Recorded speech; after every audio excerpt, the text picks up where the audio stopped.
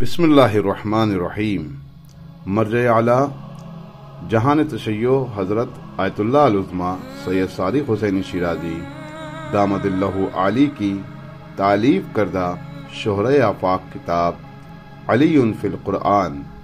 اس کتاب میں علماء اہل تسنن کے مطابق 700 آیات کو ذکر کیا گیا ہے، جن کا حقیقی مصداق وجود مبارک حضرت امیر المومنین امام علی ابن ابی طالب علیہ السلام ہیں۔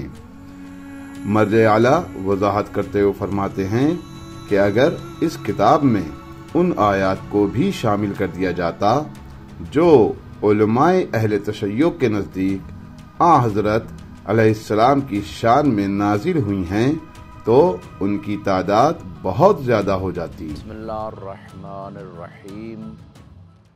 الحمدللہ رب العالمین، والصلاة والسلام علی سید الانبیاء وعلی آلہ الطیبین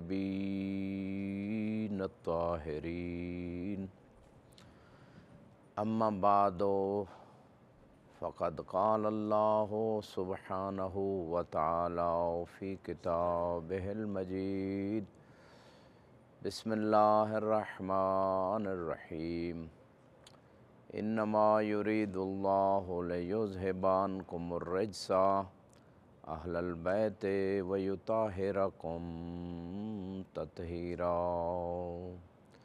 صدق اللہ العلی العظیم۔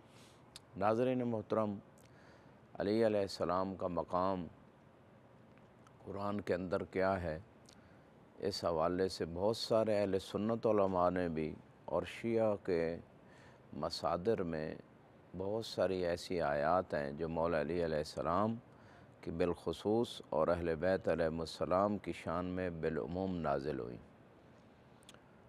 اس حوالے سے مختلف علماء نے کتابیں لکھی ہیں، ان میں سے جیسے سید ہاشم بہرانی کتاب الف آیہ نزلت فی علی ابن ابی طالب علیہ السلام، کہ علی علیہ السلام کی شان میں 1000 آیت نازل ہوئی، انہوں نے 1000 آیت کو جمع کیا۔ بعض اہل سنت علماء نے 300 آیتیں مولا علی علیہ السلام کی شان میں جمع کی۔ یہاں پہ ہمارے سامنے کتاب ہے مرجع دینی الکبیر آیت اللہ العظمیٰ سید صادق شیرازی حافظہ اللہ کی علی فی القرآن۔ اس میں 5 جلدوں میں انہوں نے مولا علی علیہ السلام کی شان میں اہل سنت مصادر میں جو اہل سنت علماء نے جمع کی آیات، ان آیات کو جمع کیا ہے۔ فقط اہل سنت مصادر کے اغلب حوالے ہیں، لہٰذا ہم ابتدا کر رہے ہیں آج پہلی قسط میں مولا علی کی شان میں کون کون سی آیات نازل ہوئیں۔ بعض روایات کے مطابق خود مولا علی فرماتے ہیں کہ اہل بیت کی شان میں چوتھا حصہ قرآن کا نازل ہوا، اور ان کے دشمنوں کی مذمت میں چوتھا حصہ، اور ایک حصہ حلال و حرام کے بارے میں ہے، اور ایک حصہ فرائض کے بارے میں۔ اس حوالے سے باقاعدہ ایک روایت آپ کی خدمت میں رسول اللہ صلی اللہ علیہ وآلہ وسلم سے ہے، شواہد التنزیل کتاب میں، اہل سنت عالم دین کتاب ہے، جلد نمبر 1 صفحہ 42 پہ رسول خدا فرماتے ہیں ان القرآن اربع فرب فینا اہل البیت خاصہ، قرآن کے 4 حصے ہیں، ایک حصہ ہم اہل بیت کی شان میں، ورب فی اعدائنا، ایک حصہ ہمارے دشمنوں کی مذمت میں، ورب حلال و حرام، اور ایک حصہ حلال و حرام کے بارے میں، ورب فرائض و احکام، اور ایک حصہ فرائض اور احکام کے بیان میں۔ وَإِنَّ اللَّهَ أَنزَلَ فِي عَلِي كَرَائِمَ الْقُرْآنِ، کہ اللہ سبحانہ وتعالیٰ نے علی علیہ السلام کے بارے میں قرآن کی بڑی کرامت والی آیات جو ہے نا وہ نازل کی ہیں۔ ایک اور اہل سنت عالم دین کہتے ہیں ما انزل فی حق احد ما انزل فی علی من الفضل فی القرآن، کسی اور کی شان میں قرآن میں اتنی آیتیں نہیں آئیں جتنی علی کی شان میں آئیں۔ ایک اور عالم دین اہل سنت کہتے ہیں ابن ابی لیلہ کہتے ہیں لقد نزلت فی علی 80 آیہ صفا من فی کتاب اللہ، ما یشرک فی احد من حاضر الامور۔ علی کی شان میں 80 ایسی آیات آئی ہیں کہ کوئی اور پوری امت میں سے ان فضائل میں علی کا شریک نہیں ہے۔ ابن عباس کہتے ہیں نزل فی علی اکثر من 300 آیا فی مدحہ، کہ مولا علی کی شان میں 300 سے زیادہ آیتیں نازل ہوئیں۔ اسی طرح بہت ساری روایات اس حوالے سے موجود ہیں۔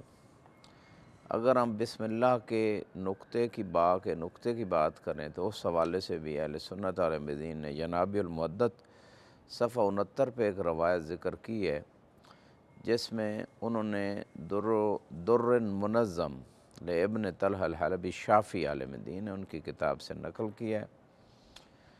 یہ لکھتے ہیں اعلم ان جمیع اسرار الکتب السماویہ فی القرآن، کہ تمام آسمانی کتابوں کے جو راز ہیں وہ قرآن کے اندر موجود ہیں۔ وجمیع ما فی القرآن فی الفاتحہ، اور جو کچھ قرآن میں ہے وہ سورہ فاتحہ میں ہے۔ وجمیع ما فی الفاتحہ فی البسملہ، اور جو کچھ فاتحہ میں ہے وہ اللہ نے بسم اللہ میں سمیٹ دیے۔ وجمیع ما فی البسملہ فی باء بسملہ، کہ تمام معارف و کمالات جو بسم اللہ الرحمن الرحیم میں ہیں وہ اللہ نے بسم اللہ کی باء میں سمیٹ دی۔ وجمیع ما فی باء البسملہ فی النقطہ التی ہی تحت الباء، تو باء بسم اللہ کے کمالات و معارف کو اللہ نے باء کے نقطے میں سمیٹ دیے۔ وقال امام علی علیہ السلام انا النقطہ التی تحت الباء، اور امام علی علیہ السلام فرماتے ہیں کہ باء کے نیچے جو نقطہ ہے وہ میں علی ابن ابی طالب ہوں۔ یہ اہل سنت عالم دین اس حدیث کو نقل کر رہے ہیں۔ لہٰذا اس مقام پہ بہت ساری ایسی آیتیں ہیں جو مولا علی کی شان میں نازل ہوئیں، اور خصوصاً اگر ہم اس آیت کو دیکھیں الیوم اکملت لکم دینکم واتممت علیکم نعمتی ورضیت لکم الاسلام دینا، جب علی کی اور 12 ائمہ کی ولایت کا اعلان ہوا غدیر پہ تو اللہ نے فرمایا آج دین مکمل ہوا، آج نعمت تمام ہوئی، آج جو ہے اللہ دین اسلام سے راضی ہوا۔